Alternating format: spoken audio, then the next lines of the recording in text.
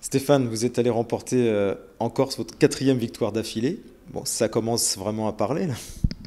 Bah oui, c'est agréable, hein, on va pas faire de fausses modesties, on est content. Maintenant, voilà, la Corse c'est fini. C'était un beau voyage qui s'est couronné d'un succès difficile, mais moi, je comprends pourquoi personne n'avait gagné encore là-bas, parce que c'est pas simple et que bah, je souhaite bon courage à ceux qui vont y aller maintenant, puisque nous c'est terminé. Et je suis bien content qu'on ait fini ce déplacement-là et surtout avec une victoire. Maintenant, il y a une autre compétition demain et voilà, il faut se préparer aussi bien qu'on l'a fait pour essayer d'obtenir un aussi bon résultat. Tu penses que tes adversaires te regardent désormais d'un autre œil? Je sais pas, mais bon, c'est vrai que quand on gagne 4 matchs d'affilée, bon, on peut effectivement souligner qu'on a eu de la réussite, je l'ai dit sur la seconde période à Ajaccio, mais bon, on avait quand même gagné 3 matchs auparavant et c'était pas le hasard. Donc non, je sais pas après comment on est perçu. À la limite, je dirais que c'est pas très important. Ce qui est important, c'est comment on se sent nous et comment on arrive à se percevoir nous-mêmes dans ce championnat. Je crois que c'est le plus important. Et ce qui me fait plaisir, c'est que les joueurs ont pris confiance et conscience surtout que voilà, ils avaient un potentiel et qu'on n'avait pas à avoir de complexe. Alors on sait bien qu'on ne va pas gagner les matchs qui restent à jouer, on ne va pas tous les gagner, c'est certain, mais en tout cas, aujourd'hui, j'aime pas parler de certitude, parce que c'est un mot qui peut paraître manquer un peu d'humilité, mais en tout cas, on a des convictions. Et ça, c'est important d'avoir ce sentiment de force et de capacité à obtenir des bons résultats.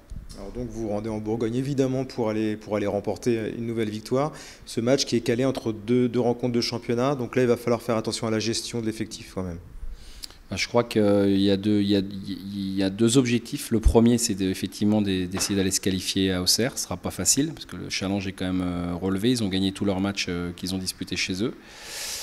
Et le deuxième, c'est aussi de ne pas hypothéquer nos chances pour vendredi prochain.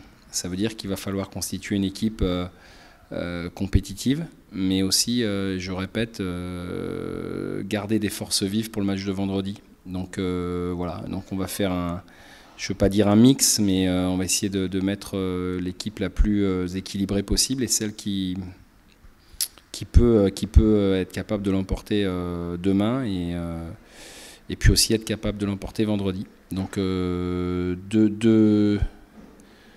belles luttes qui vont nous être proposées. Mais bon, je trouve que le challenge est plutôt excitant parce qu'à Auxerre, on n'a rien à perdre.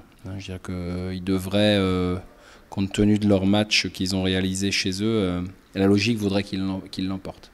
On a du mal quand même à se faire une idée de cette formation qui, tu l'as dit, casse tout chez elle, puis quand même éprouve pas mal de difficultés à l'extérieur. Oui, ce que j'ai dit, ils n'ont certainement pas encore trouvé la clé de la réussite à l'extérieur.